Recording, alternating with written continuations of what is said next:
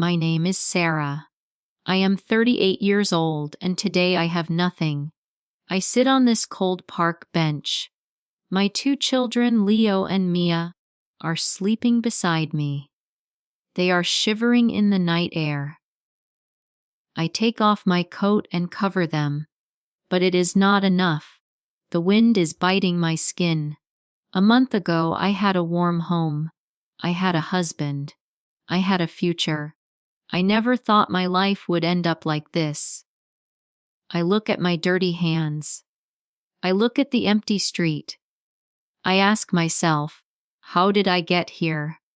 I am tired. I am broken. But I cannot sleep. If I sleep, who will protect my children?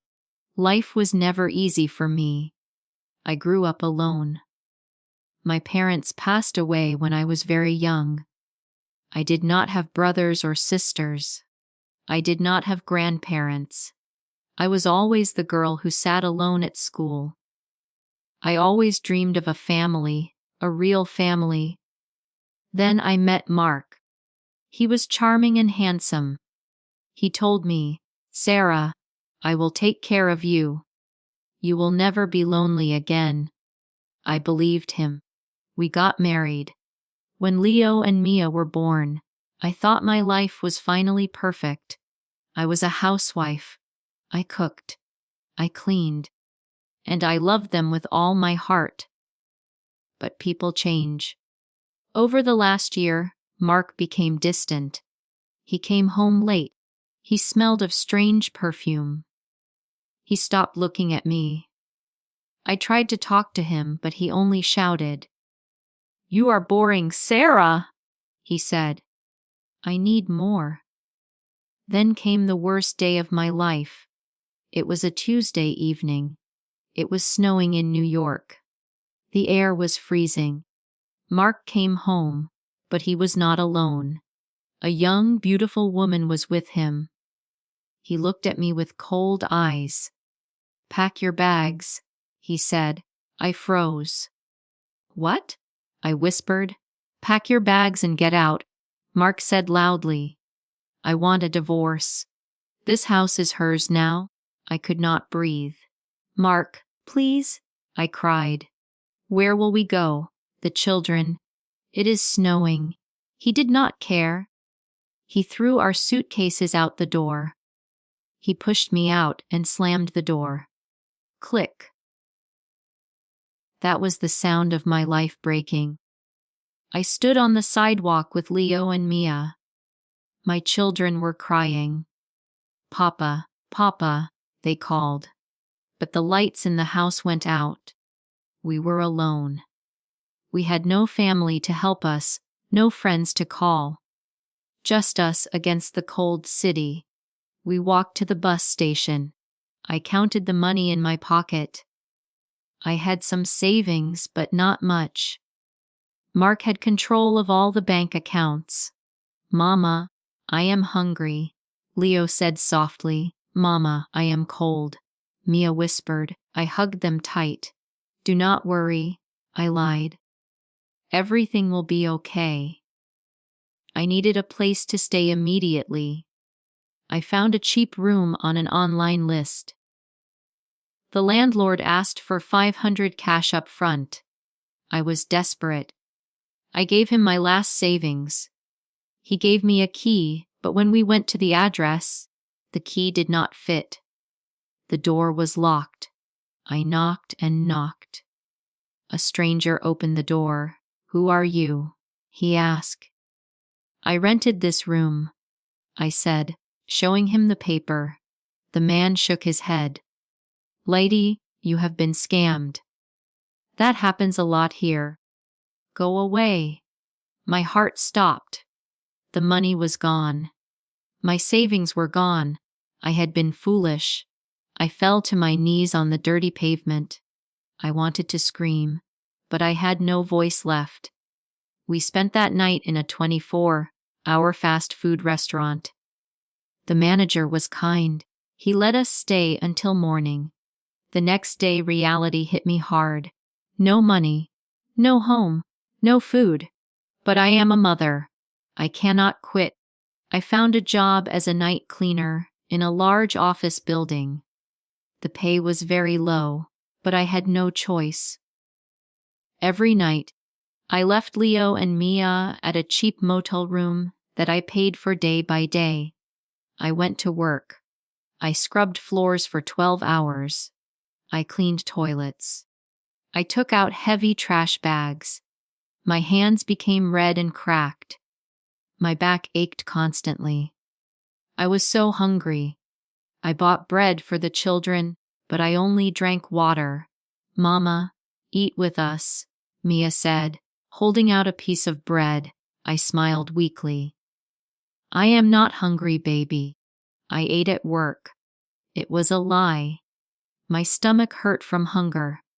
I felt dizzy every time I stood up, but I had to save every penny for the motel room. If I missed one payment, Mr. Henderson, the motel owner, would throw us out. He was a cruel man. No money, no room, he always said. He did not care about children. One night, it was particularly cold. I was cleaning the front steps of the office building. The wind was like ice. I saw an old woman sitting on a bench nearby. She was shaking violently. She had thin clothes and no hat. People walked past her. They ignored her. They looked at their phones. They looked at the ground, but they did not look at her. I stopped. I knew that feeling. I knew the cold. I walked over to her. She looked up. Her eyes were cloudy and confused. She looked lost. "Are you okay, ma'am?" I asked. She did not speak. She just shivered. Her lips were blue. I touched my neck. I was wearing my red wool scarf. It was the only thing I had left from my mother. It was my most precious possession. It was warm, soft, and smelled like memories. I looked at the old woman. Then I looked at the scarf. I did not think twice. I took off the red scarf. The cold wind hit my neck immediately, making me shiver. I wrapped the scarf gently around the old woman's neck. "Please take this," I whispered. "It will keep you warm." The old woman touched the soft wool. She looked at me for a second. Her eyes were clear.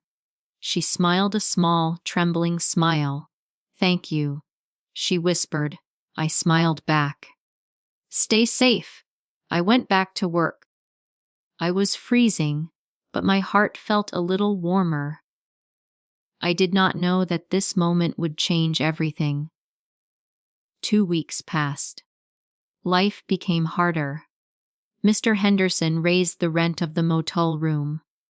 "Prices are going up," he said with a nasty grin. I worked extra hours. I did not sleep. I stopped eating almost completely. I gave every piece of food to Leo and Mia. I became very thin. My skin was pale. Then one Tuesday, everything changed. I was scrubbing the floor in the main lobby. It was 3 a.m. My body felt heavy like lead. The room started to spin. I stopped and held on to my mop. "Just breathe, Sarah," I told myself. "You cannot fall. You must stand." But the black spots in my eyes grew bigger. The sound of the floor buffer sounded far away. I thought of my children. They were waiting for me. "Leo, Maya," I whispered. Then my legs gave up. The mop fell from my hands. Clatter. The floor rushed up to meet my face. My world went black. I heard voices, but they were muffled. "She collapsed. Call an ambulance." "Is she breathing?" Then darkness. Complete silence. Beep. Beep. Beep. I heard a rhythmic sound. I smelled something sharp. Medicine. I opened my eyes slowly. The light was too bright. I blinked. I saw a white ceiling. I felt a soft bed under my back. Panic exploded in my chest. I sat up quickly. My children. Where are my children? A nurse ran into the room. Please, ma'am, calm down. You are safe. No, I cried. My children, they are alone at the motel. I have to go. They are here, the nurse said gently. They are in the waiting room. They are safe. I fell back onto the pillows. Tears ran down my face. I was safe, but fear gripped my heart. This was a hospital, a private hospital. I have no money. I whispered to the nurse, my voice shaking. I cannot pay for this. Please let me go. Do not worry about the bill. A deep voice said from the door. I turned my head. A man stood there. He was tall, dressed in a sharp gray suit. He looked wealthy and serious. Beside him, in a wheelchair, sat an old woman. My eyes widened. Around her neck was my red scarf. The man pushed the wheelchair closer to my bed. His face was kind. Do you remember her? The man asked softly. I looked at the old woman. She smiled at me, touching the red wool. Yes, I said. I saw her outside the office. She was cold. The man took a deep breath. This is my mother, Mrs. Higgins. She has Alzheimer's disease. That night, she wandered away from home. We were looking for her everywhere. We were so scared. He looked at me with tears in his eyes.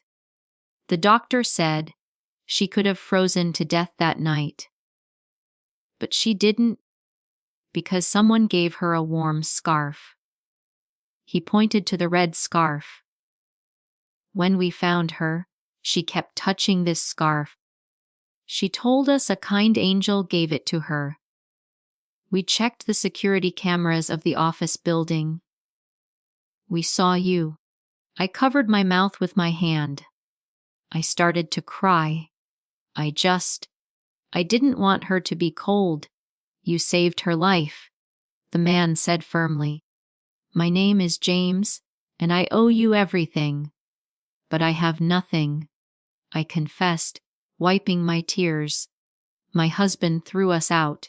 I work as a cleaner. I have debts. I cannot pay this hospital bill. James smiled. He took a chair and sat beside me. The bill is already paid, he said. I gasped. What? But, and that is not all. James continued. I own this hospital. I looked at your file. I know you are struggling, but I also saw how hard you work. I saw how you treated my mother. He paused, then took an envelope from his pocket. I don't want to just give you money, Sarah, James said. Money runs out. I want to give you a future. He opened the envelope. It was a contract. We need a manager for the hospital kitchen and canteen. It is a hard job. It requires organization, care, and kindness. It comes with a good salary, health insurance, and a small apartment near the hospital for staff. I stared at the paper. My hands were shaking. A job. A real job. A home. A real home. Is this real? I asked, my voice barely a whisper. It is yours, James said, if you want it. I looked at the door where Leo and Mia were waiting. Then I looked at James and his mother. Yes, I said. Yes, please. Life did not become easy overnight. I had to heal. I had to learn the new job. But I worked hard. Every day I woke up with a purpose. 3 months later, we moved into the staff apartment. It was small, but it was warm. There were beds with soft blankets. There was a kitchen where I could cook hot meals. I remember the first night in our new home. Leo and Mia were sleeping soundly. They were not shivering. I sat by the window and looked at the city lights. I was no longer afraid of the dark. James became a good friend to us. His mother, Mrs. Higgins, visited us often. She still wore the red scarf, even indoors. One day, I went to the store and bought a new scarf. It was blue. But I knew the red one was exactly where it belonged. I lost my husband, but I found my dignity. I lost my house, but I found a home. I learned something important on those cold streets. No matter how poor you are, you can always be kind. You always have something to give, even if it is just a smile or an old scarf. Kindness is the only currency that never loses value. It is never wasted. It always comes back to you, sometimes when you need it the most. I was the abandoned wife. I was the tired cleaner. But now I am Sarah. I am a mother, and I am happy.